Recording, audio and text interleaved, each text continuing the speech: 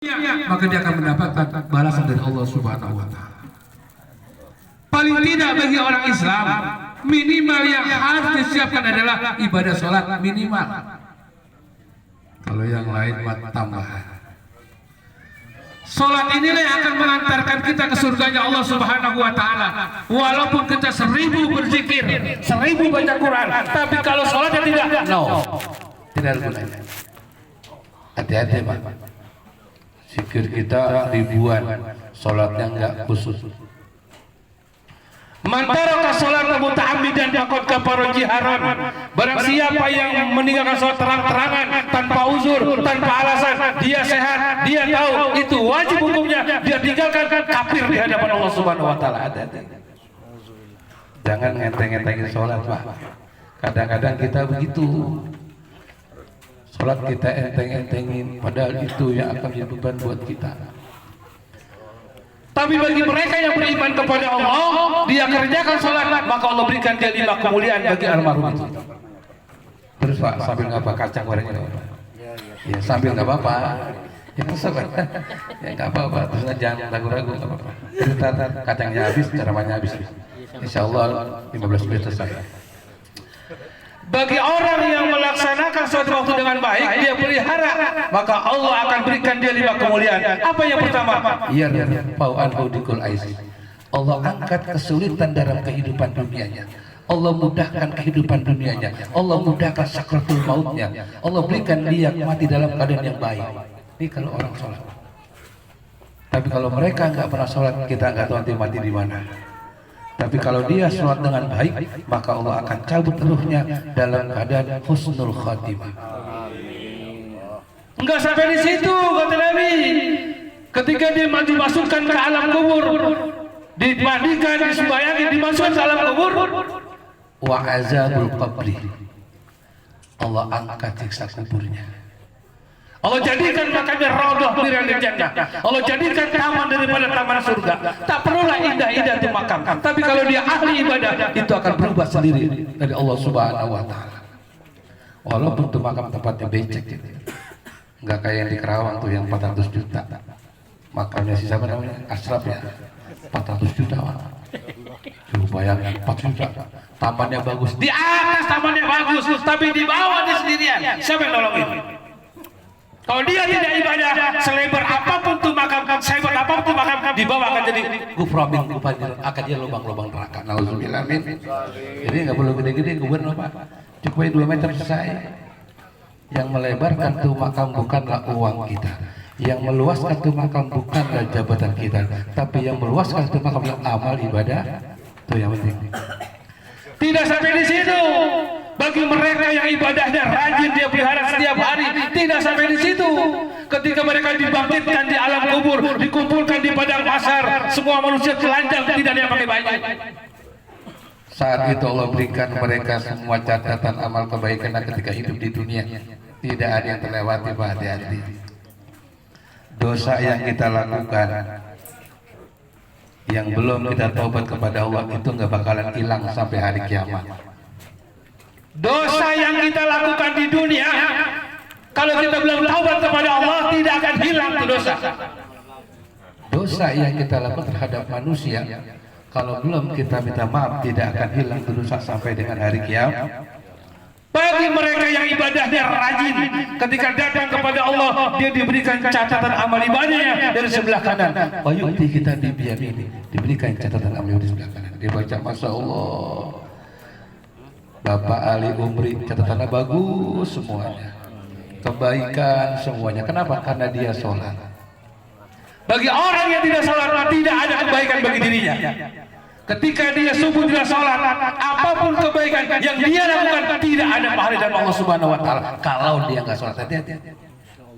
Subuh kita nggak sholat nih, sampai zuhur kita kafir sampai zuhur. Dari subuh sampai zuhur kita kafir. Miliaran sedekah ditolak oleh Allah Subhanahu wa Ta'ala. Hati-hati. Tapi kalau kita sholat subuh, jangankan sedekah, senyum aja sedekah, senyum doang. Tabassum muka bi wajhika sedekah. Habis sholat subuh kita ketemu orang senyum, itu jadi pahala buat kita. Apalagi mengeluarkan uang. Tapi bagi mereka yang gak ibadah, kusut lagi aja. hati-hati sholat jangan bakal main. Tidak sampai di situ. Nanti manusia digiring di yaumil qiyamah, digiring di pada siratal mustaqim yang begitu jauh jembatannya. Ulama kita menjelaskan kurang lebih 15.000 meter. 15.000 kilometer panjangnya jembatan siratal mustaqim. Berapa jauh coba 15.000 kilometer dari sini ke mana? Dari sini ke Bandung baru 300 meter, 300 km. Medan lebih lewat, lebih 15.000 bolak balik 3 kali Medan. Bayangin. Dijelaskan oleh ulama 5.000 meter menukik ke bawah di jembatan, 5.000 ke atas, 5.000 lurus. Jembatan yang kita lewati itu bukan jembatan tol, Pak, tapi rambut dibelah 7. Tajamnya lebih tajam daripada pedang. Di bawahnya bukan air tapi api neraka jahanam.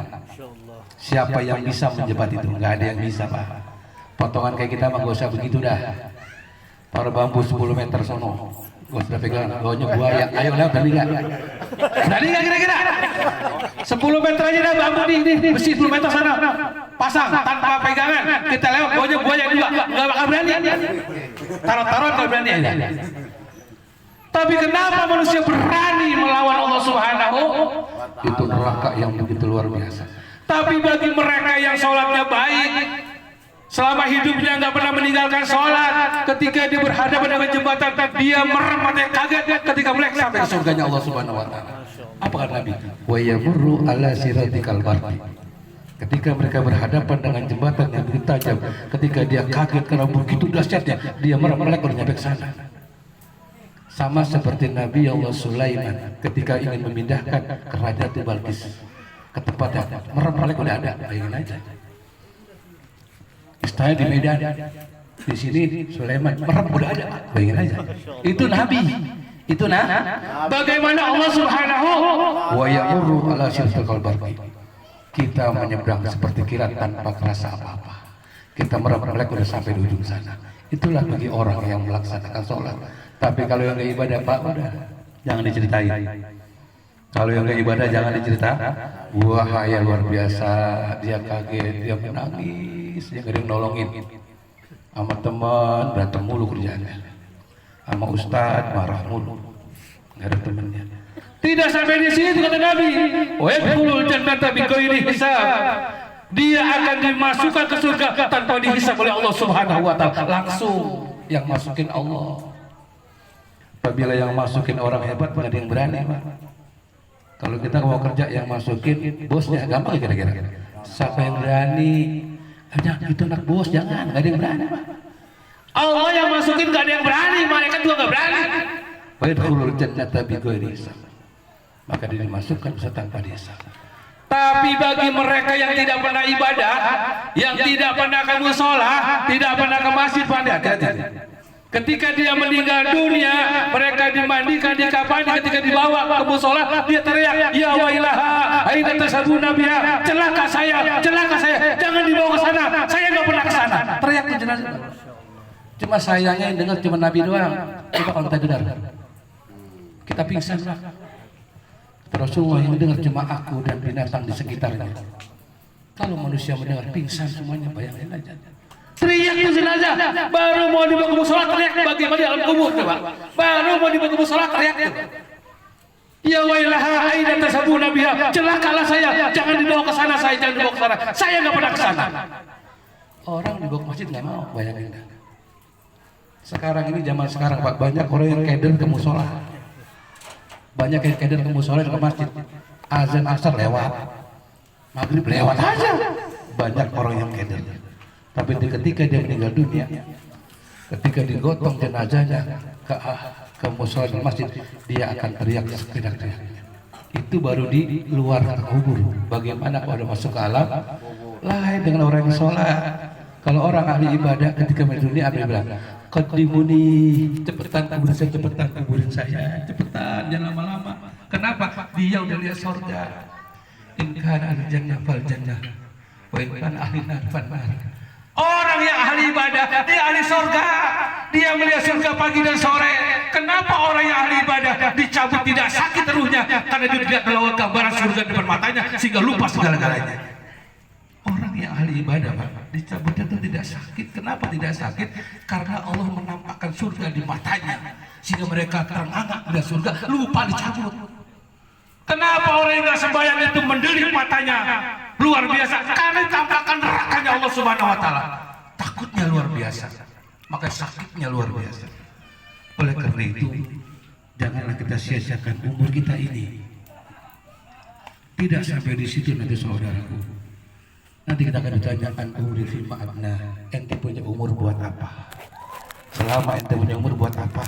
Apa mencari dunia mulu? Dunia itu panah, jabatan itu juga panah, akhirat yang kekal. Dunia itu urusan kedua, akhirat urusan pertama. Wabtaghi fi ma atakumul darul akhirah wala tansa nasibaka minad dunya. Yang pertama itu akhirat kamu cari, baru dunia. Kalau dunia dulu, akhirat akan ketinggalan, maka celakalah kita. Buat apa kita kaya kalau kebelangsak di alam kubur? Yang bagus kata Imam Ghazali, sa'idun bid dunya wa sa'idun bil akhirah. Kita bahagia di dunia, bahagia di akhirat. Itulah orang kaya yang ahli ibadah. Nah, oleh karena itu, selama Allah panjangkan umur kita, berikan kita kesehatan, mari kita ibadah semampu kita. Paling tidak 5 waktu jangan kita tinggalkan. Kalau sampai kita tinggalkan, bahaya buat kita. Kalau yang sudah kita tinggalkan, biarkan saja.